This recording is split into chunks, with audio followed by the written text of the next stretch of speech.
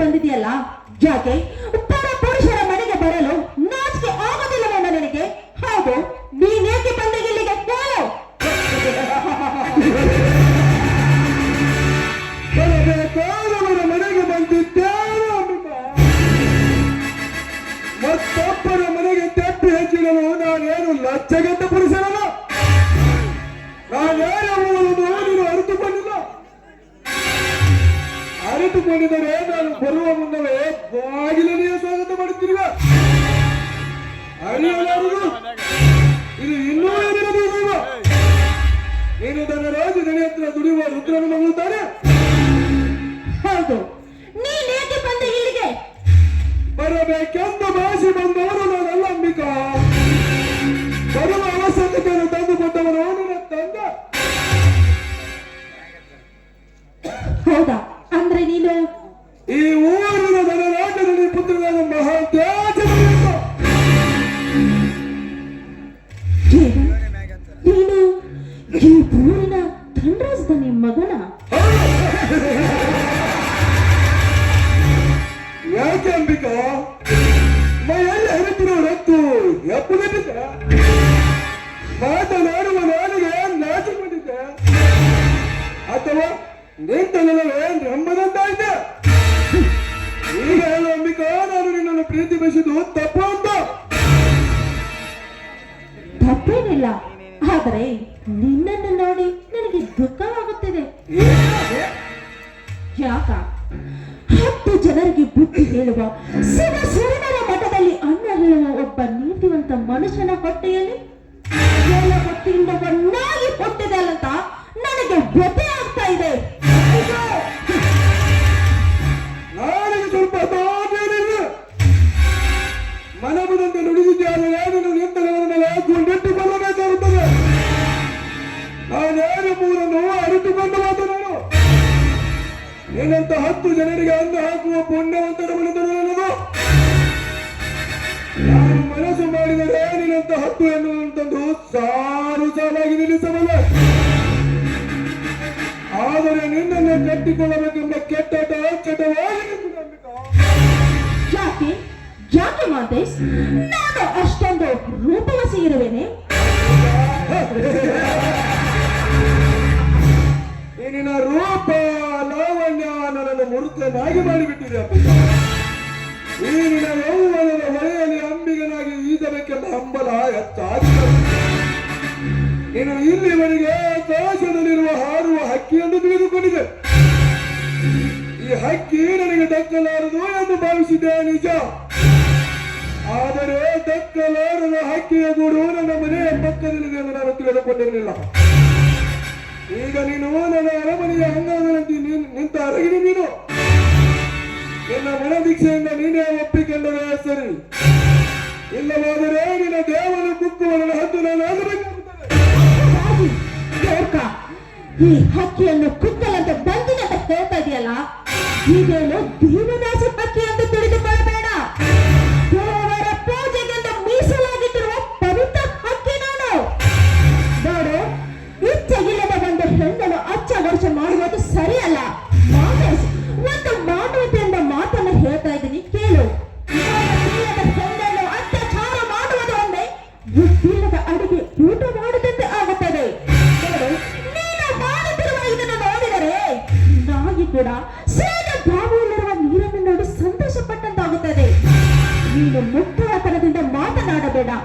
ಒಳ್ಳೆ ರೀತಿಯಿಂದ ಇದನ್ನು ಅರಿತುಕೊಂಡು ಮಾನವಂತನಾಗಿ ಬದುಕು. ಅದನ್ನು ಮೀರಿ ಇಲ್ಲಿಂದ ಹಠ ಬಿಡದ ಮುಂದೆ ಬಂದರೆ ಈ ನನ್ನ ಕೈಯಲ್ಲಿ ನಿನ್ನ ಪ್ರಾಣ ಹೋಗೋದು. ಎಚ್ಚರದಿಂದ ಇರು. ಬೇಗ ಬಂದಂತ ಬೆಳೆದರೆ ನನ್ನ ಕಾಮದ ಬಿಟ್ಟು ನೆಟ್ಟಿಗಿರುವುದು. ನೀನೆಷ್ಟೇ ಉಪದೇಶದ ಮಾತು ಹೇಳಿದರು ನನ್ನ ಹೃದಯದಲ್ಲಿ ಭದ್ರವಾಗಿ ನಿಲ್ಲಲಾರದು. ಈ ಮಹಾದೇಶನಿಗೆ ಗೊತ್ತಿರುವುದು ಒಂದೇ, ಒಲಿಯಲಾರದ ಹೆಣ್ಣನ್ನು ಬೆನ್ನತ್ತುವುದೆಂದರೆ ಓಡುವ ಜಿಂಕೆಯನ್ನು ಭೇಟಿಯಾಡಿದಷ್ಟು ಸಂತೋಷ ನನ್ನ ಪಾಲಿಗೆ. ಇಚ್ಛೆ ಇಲ್ಲದ ಹೆಣ್ಣನ್ನು ಪಡೆಯುವುದೆಂದರೆ ಅಮೃತದ ಅಡಿಗೆ ಉಂಟಂತ ಸರಿ ನನ್ನ ಪಾಲಿಗೆ. ಹಠ ಮಾಡುವ ಹೆಣ್ಣನ್ನು ಕಟ್ಟಿಕೊಳ್ಳುವುದೆಂದರೆ ಹಠ ಮಾಡುವ ಕುದುರೆಯನ್ನು ರಥಕ್ಕೆ ಕಟ್ಟಿ ಚಾಟಿಯಿಂದ ಹೊಡೆದು ಸವಾರಿ ಮಾಡಿಸಿದಷ್ಟು ಸಂತೋಷ ನನ್ನ ಪಾಲಿಗೆ.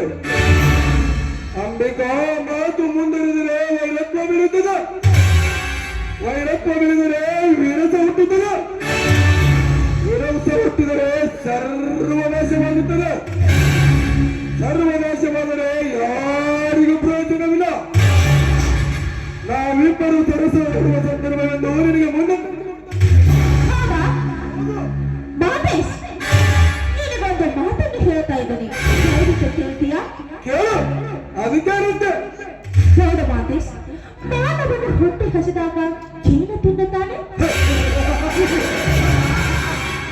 ಇದೆಂತ ಪ್ರಶ್ನೆ? ಹಸಿದವರ ಹೊಟ್ಟೆಗೆ ಅನ್ನವನ್ನು ತಿನ್ನುತ್ತಾನೆ. ಹಸಿದವನು ಹೊಟ್ಟೆಗೆ ಅನ್ನವನ್ನು ತಿನ್ನುತ್ತಾನೆ. ಆದರೆ ಅನ್ನವನ್ನು ತಿನ್ನೋದು ಬಿಟ್ಟು ಏಕೆ ತಿನ್ನೋದಿಲ್ಲ ಮಾದೇಶ್? ಸಾಕು ನೀನು ಸುಳಿದಿನ ವೇದಾಂತದ ಮಾತುಗಳನ್ನು. ಈ ನಿನ್ನ ವೇದಾಂತ ಕೇಳಲು ನಾನು ಇಲ್ಲಿಗೆ ಬಂದಿಲ್ಲ. ಈಗ ಎರಡರಿಂದಾಗಲೇಬೇಕು. ಯಾಕೆ ಗೊತ್ತಾ?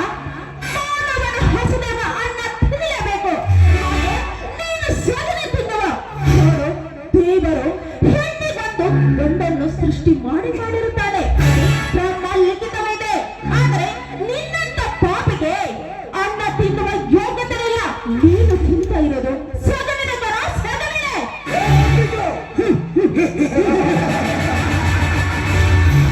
ಸಾಕು ನೀನು ಸುಳಿದಿನ ವೇದಾಂತದ ಮಾತುಗಳನ್ನು. ಈಗ ನಾನು ಒಂದೇ ನಿರ್ಧಾರ ಮಾಡಿಕೊಂಡಿದ್ದೇನೆ, ಎರಡರಿಂದಾಗಲೇಬೇಕು. ನೀನು ನನ್ನ ಒಳಗಬೇಕು ಒಂದು, ಇಲ್ಲ ನನ್ನ ಕೈಯಲ್ಲಿ ಪ್ರಾಣ ಕಳೆದುಕೊಳ್ಳಬೇಕು ಒಂದು. ಜೀವನ ಎಲ್ಲ ನಿರ್ಧಾರವನ್ನು ಮಾಡಿಕೊಂಡೇ ಬಂದಂತವನು. ನಾನು ಇವನ ಜೊತೆ ಮಾತಿಗೆ ಮಾತು ಬೆಳೆಸಿ ದ್ವೇಷ ಕಟ್ಟಿಕೊಳ್ಳೋದು ಬೇಡ. ಇವನು ಹೇಗೆ ಕೇಳುತ್ತಾನೋ ಹಾಗೆ ಕೇಳಿ ನಾನು ಇಲ್ಲಿಂದ ಹೋದರೆ ಸಾಕು. ಮಾತೇಶ್, ಏನಿದು ಹುಚ್ಚಾಟ? ನಾನು ನಿನ್ನನ್ನು ಇಷ್ಟೊತ್ತನ ನನ್ನನ್ನು ಹೇಗೆ ಪ್ರೀತಿ ಮಾಡ್ತಾ ಇದೆಯಾ ಅಂತ ನನ್ನ ಪ್ರೀತಿನ ಪರೀಕ್ಷೆ ಮಾಡಿದೆ. ನೀನು ನನಗೋಸ್ಕರ ನಿನ್ನ ಪ್ರಾಣವನ್ನ ಕಳೆದುಕೊಳ್ಳಲು ಸಿದ್ಧ ಇದೆಯಾ? ಇಂಥ ಪ್ರೇಮಿ ಸಿಗಬೇಕಾದರೆ ನಾನು ಕೂಡ ಪುಣ್ಯ ಮಾಡಿದ್ದೇನೆ ಮಾತೇಶ್, ಪುಣ್ಯ ಮಾಡಿದ್ದೇನೆ. ನೋಡು, ದಯವಿಟ್ಟು ದಯವಿಟ್ಟು ಇಷ್ಟು ದಿನ ನಾನು ನಿನ್ನನ್ನು ತಪ್ಪಿಸಿದ್ದು ನನಗೆ ಕ್ಷಮೆ ಇರಲಿ. ನಾನಂತೂ ನಿನ್ನನ್ನು ಮನಸಾರ ಪ್ರೀತಿಸ್ತಾ ಇದ್ದೀನಿ. ಯಾಕಂದ್ರೆ ನಾಳೆ ದಿನ ನನ್ನ ಮದುವೆ ನಿಂತು ಹೋದರೂ ಪರವಾಗಿಲ್ಲ. ಹೇಳ್ತೀಯಾ ಮಾತೇಶ್? ಹಾ ಅಂಬಿಕಾ, ಈ ಮಾತು ಸತ್ಯವಿದೆ. ಯಾಕೆ ನನ್ನ ಪ್ರೀತಿ ಮೇಲೆ ನಿನಗೆ ಅನುಮಾನ ಇದೆಯಾ ಮಾತೇಶ್? ಖಂಡಿತವಾಗಿ ಸತ್ಯ. ಹಾ, ಇದರಲ್ಲಿ ಮೋಸವಿಲ್ಲ ತಾನೆ? ನೋಡು, ನನ್ನ ಪ್ರೀತಿ ಯಾವತ್ತಿಗೂ ಮೋಸ ಆಗಲು ಕಾರಣವೇ ಇಲ್ಲ. ನಾನು ನಿಮ್ಮನ್ನು ಪ್ರೀತಿಸ್ತೀನಿ. ಹಾ, ಹಾಗಾದರೆ ಶುರುವಾಗಲಿ ನಮ್ಮಿಬ್ಬರ ಪ್ರೇಮ ಪ್ರಯಾಣ. ನೀನೇ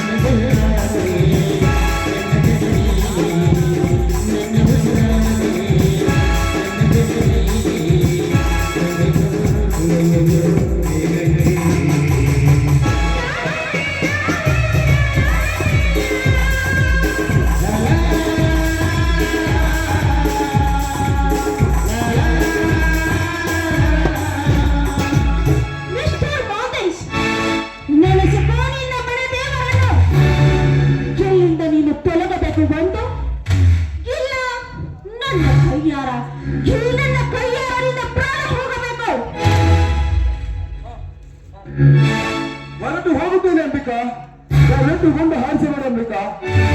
ಹಾ ಅಂಬಿಕಾ, ನೋಡಲಿ ಯಾರವರು?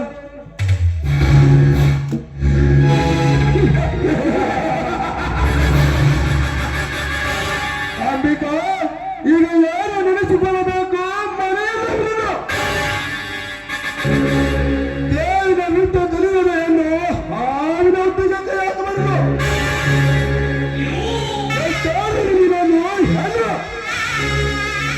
ಹೆಣ್ಣಿನ ಬುದ್ಧಿ ಮೂಲಕ ನನ್ನ ಕೆಳಗೆ ಅಂತ ಹೇಳುವ ಮಾತಿಗೆ ನೀರೇ ಸಾಕ್ಷಿ. ಈಗ ನಿನ್ನ ಶೀಲ ನನ್ನ ಕೈಯಲ್ಲಿಲ್ಲ.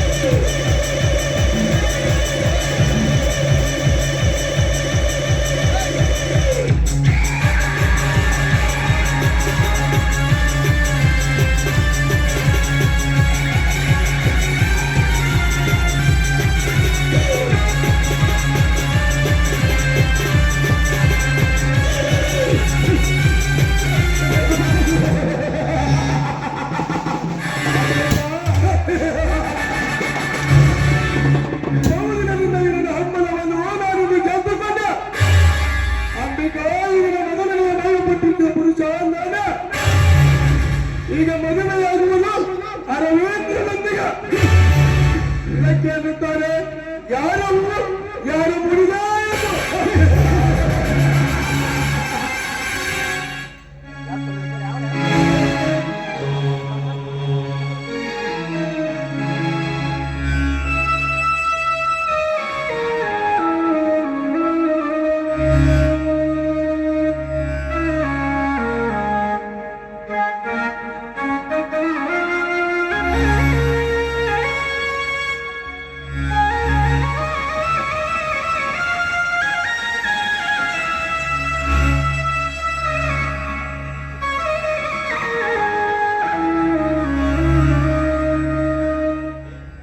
ದೇವರೇ,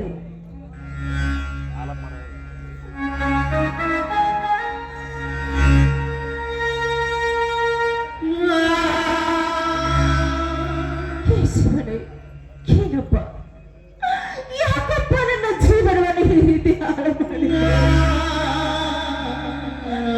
ನನ್ನ ಜೀವನ ಎಂಬ ಸಂತೆ ಸತ್ಯದ ಸಂತೆಯಲ್ಲಿ ಚಿಂತೆ ಹತ್ತಿದಾಗಿ ಹೋಯಿತಲ್ಲಪ್ಪ ತಂದೆ.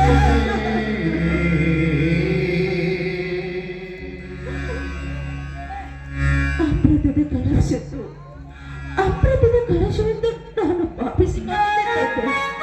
ಆದರೆ ಮಂಗ ಮಾನವ ಬಂದು ಆ ಅಮೃತದ ಕಲಸಕ್ಕೆ ಉಪ್ಪಿನ ಹರಳು ಬೆರೆಸುವ ಹಾಗೆ ಬಿಟ್ಟ ತಂದೆ.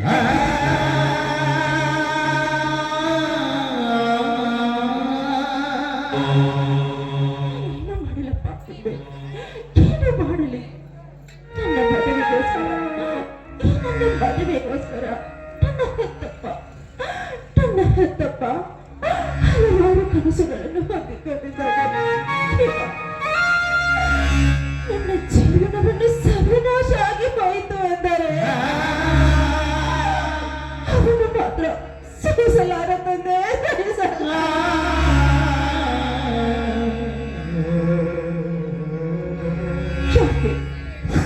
ಯಾಕೆ ಹೀಗೆ ಮಾಡಿದೆ ದೇವರೇ?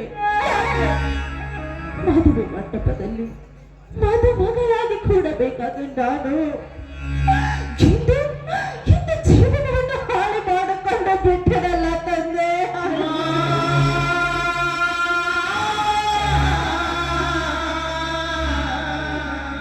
ಅರವಿಂದ್ ನನ್ನ ಅತ್ತೆ ಮಗ. ನಾನು ಅಂದರೆ ಅವನಿಗೆ ಪಂಚು ಪ್ರಾಣ. ನನ್ನನ್ನು ಬಿಟ್ಟು ಒಂದು ಕ್ಷಣಗಳಿಗೆ ಕೂಡ ಇರುವುದಿಲ್ಲ. ನಮ್ಮಕ್ಕಿಬ್ಬರ ಮದುವೆ ಎಂದು ತಿಳಿದು ತುಂಬಾ ತುಂಬಾ ಆಶೆಗಳನ್ನು ಇಟ್ಟುಕೊಂಡಿದ್ದಾರೆ. ಆದರೆ ಇಂದು ನಾನು ನಾಯಿ ಮುಟ್ಟಿದ ಬಡಗಿ ಎಂದು ಗೊತ್ತಾದರೆ ಅವನಲ್ಲಿ ಸಹಿಸಿಕೊಳ್ಳುವಷ್ಟು ಧೈರ್ಯವಿಲ್ಲ ತಂದೆ, ಇಲ್ಲ. ನಾನು ಜೀವನವನ್ನು ಹಾಳು ಮಾಡಿಕೊಂಡು ಮದುವೆ ಮಂಟಪದಲ್ಲಿ ನನ್ನ ಅರಮನೆ ಮುಂದೆ ಹೇಗೆ ಕುಳಿತುಕೊಳ್ಳಲಿ ತಂದೆ, ಹೇಗೆ ಕುಳಿತುಕೊಳ್ಳಲಿ?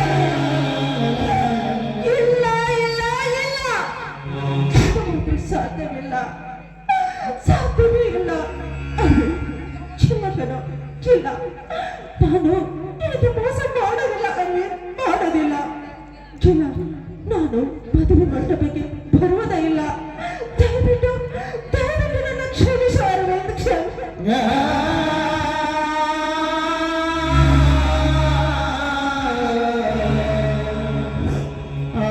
ನಿನ್ನ ಪವಿತ್ರ ಪ್ರೇಮ, ಶ್ರೀಮಂತಿಕೆಯ ಶೀಲ, ಸ್ವರ್ಗದ ಸಮಾನವಾದ ನಿನ್ನ ಸೌಂದರ್ಯ, ಶ್ರೀಗಂಧದಷ್ಟು ಪರಿಶುದ್ಧವಾದ ನಿನ್ನ ಗುಣ, ಇದರ ಮುಂದೆ ನನ್ನ ಕಣ್ಣಲ್ಲಿ ಸ್ವರ್ಗ ನಿಜಕ್ಕೂ ಕೀಳಾಗಿ ಕಾಣುವುದು ಅಂಬಿಕಾ, ಕೀಳಾಗಿ ಕಾಣುವುದು ಅಂಬಿಕಾ.